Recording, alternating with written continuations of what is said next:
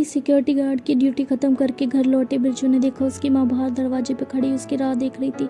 अंदर आकर हाथ मुंह धोकर दोनों ने भोजन किया तो माँ ने उसे प्रसाद देते हुए कहा, आज गली के मोड़ वाली सुमन भी वैष्णो देवी मंदिर दर्शन कराई, बस एक मैं ही हूँ जो कोई तीर्थ। माँ की बात सुनकर बिरजू मनमर उसका रह गया। दरअसल गली में जब से पड़ोस में रहने वाली आंटी जी उनके बच्चे अमृतसर गुरुद्वारे दर्शन करके आए थे। माँ भी जिद की बैठी थी, उसे भी ऐसे किसी तीर्थ स्थल पर दर्शन करने जाना है। वैसे उनकी इच्छा पूरी करने की तैयारी में बिरजू लगातार बीते कुछ महीने से सिक्योरिटी सुपरवाइजर से मैं कुछ एक्स्ट्रा ड्यूटी की बात भी कर चुका था ताकि वह भी माँ को किसी तीर्थ स्थल की यात्रा करवा सके। इस एक्स्ट्रा ड्यूटी से आने जाने के लिए कुछ पैसों का इंतजाम हो सके, उसकी कंपनी सुपरवाइजर ने उसे बताया था। जल्दी कंपनी सभी सिक्योरिटी गार्ड की सैलरी बढ़ाकर देने वाली है और पिछले कुछ दिनों से वह एक्स्ट्रा ड्यूटी भी कर रहा था, जिसके चलते सुबह 5 बजे निकल जाता और रात को 11 बजे तक घर लौट कर आया करता था। आज वो बहुत खुश था। वह जल्द से जल्द घर पहुंचकर अपनी माँ को खुशखबरी सुनाना चाहता था कि उसकी सैलरी बढ़ गई है और आज ही उसकी एक्स्ट्रा ड्यूटी मिलाकर और कुछ जोड़े गए पैसे मिलाकर उसके पास लगभग 10,000 रुपये इकट्ठे हो गए हैं। घर पहुंचकर उसने देखा माँ चुपचाप टीवी चलाकर बैठी हुई है और वह खुशी से उसके गले में अपनी बाहों को डालकर बोला, माँ आपकी मनोकामना पूर्ण होते हुए दिख रही है। हम भी अगले हफ्ते ही जहाँ आप कहोगे वहाँ तीर्थ स्थल चलेंगे, चाहे तो माता वैष्णो देवी जी के दर्शन करने चलेंगे।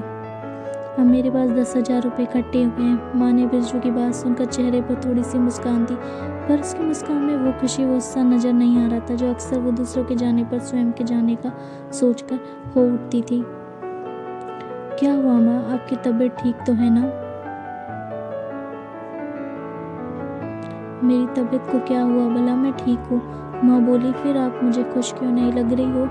इतने समय से आप ही तो जिद लिए हुए बैठी हुई थी कि मुझे भी किसी तीर्थ स्थल दर्शन करने जाना है, और आज जब मौका आया तो आपके चेहरे पर वो खुशी नजर नहीं आ रही। नहीं, ऐसा कुछ नहीं है, तू बेकार में।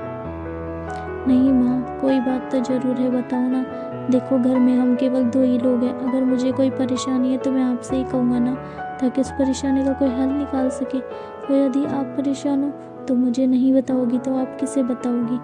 बिरजू की बात सुनकर माँ ने एकटक उसकी ओर देखा और बोली, बिरजू मैं सोच रही हूँ भगवान तो सभी जगह एक ही है, तो बेकार में इतनी दूर जाकर। माँ की अधूरी बात से बिरजू समझ गया कि जरूर मन के मन में कुछ न कुछ चल रहा है। वह उनके हाथों को सर पर रखकर बोला, क्या हुआ माँ, बताओ मुझे। बिरजू आज गांव से रामू लौट कर आया तो बता रहा, तुझे याद है तेरे केशव चाचा हमारी मुसीबत के वक्त उन्होंने हमारी बड़ी मदद की थी। उन्होंने, अब वो तो नहीं, उनकी बेटी की शादी है अगले महीने। सोचती हूँ एक अकेली माँ ऐसे इतना कुछ कर पाएंगी तो वापस गाँव चली जाऊँ, उन्हें कुछ पैसों की मदद भी। माँ कहते हुए झिझक रही थी। बिरजू ने माँ को अपने हाथ पे लिया और कहा, माँ आपको इस तीर्थ से उस तीर्थ का जाने का फैसला सही है। मैं समझ नहीं पा रही, ये सब कहते हुए आप झिझक के रही हैं। माँ इस दुनिया में बेटी के कन्यादान से बढ़कर कोई भी तीर्थ नहीं है।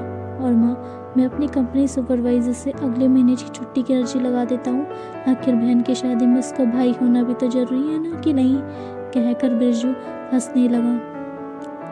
मगर बेटा तुमने इतने दिनों तक डबल ड्यूटी करते हुए मेहनत की और अपनी बचत, माँ ये बचत ये डबल ड्यूटी अपने परिवार के लिए तो की थी।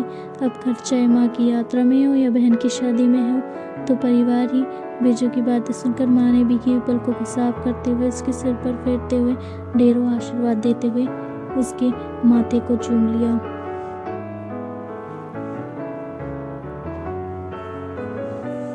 दोस्तों अगर आपको भी ये कहानी अच्छी लगी हो तो चैनल को लाइक और सब्सक्राइब कीजिएगा ताकि इस तरह की कहानी आपको और मिलती रहे। And thank you so much for watching. Thank you once again. Keep watching, keep subscribe, keep